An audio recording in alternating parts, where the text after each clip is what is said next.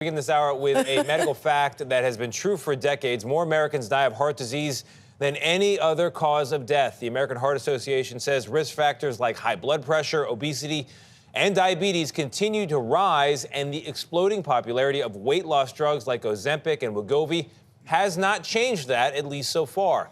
Chief Medical Correspondent Dr. Jon LaPook is here to show us what we need to know to protect our hearts. Jon, so great to have you here. I worry about this all the time.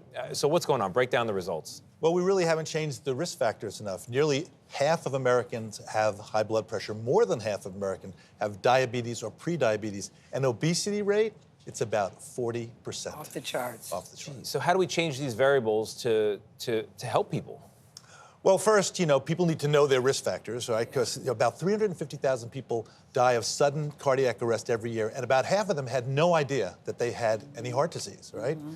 So we know the risk factors. The risk factors are high cholesterol. Specifically, people need to learn there's something called LDL. That's the bad cholesterol, and lipoprotein A. You should know both of those numbers. And then, of course, we all know about high blood pressure, about diabetes, about exercise, about eating right. And then there's family history. You have to choose your parents wisely, right? There's not much you can do about that. Yes. But you didn't mention the weight loss drugs. I thought you were going to, Wegovy, Ozempic, isn't that going to change the whole game? Yeah, and we're seeing obesity go down slightly. I saw it went from 42% down to 40%. But here's the thing. For people who already are obese out there, we know that those medications have a great role. It's really hard to lose weight. And we know that especially with people with cardiovascular disease, they can decrease your risk of cardiovascular death, right? That's the people who are out there. But for the next generations, the people coming up, we have to change our whole outlook.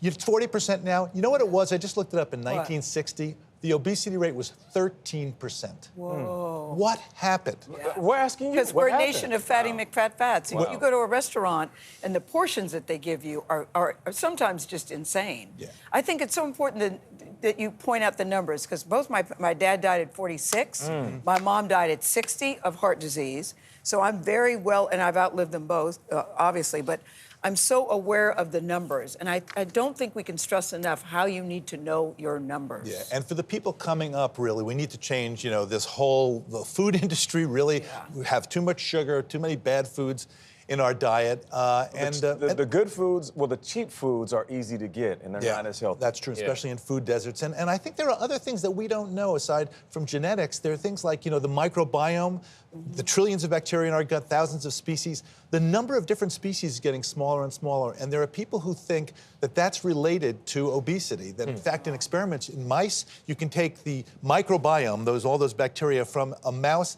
that's fat and give it to one that's thin, and the thin mouse will get a little bit overweight. Thank you. Don't be criticizing our restaurant portions. That's called value then, all right? You don't have to eat it, but I want it on the table. Know your numbers, know your numbers, know your numbers. Well, maybe you can bring some leftovers. Good point. It is a lot, it is a lot. Dr. Jon LaPook, always, thank you.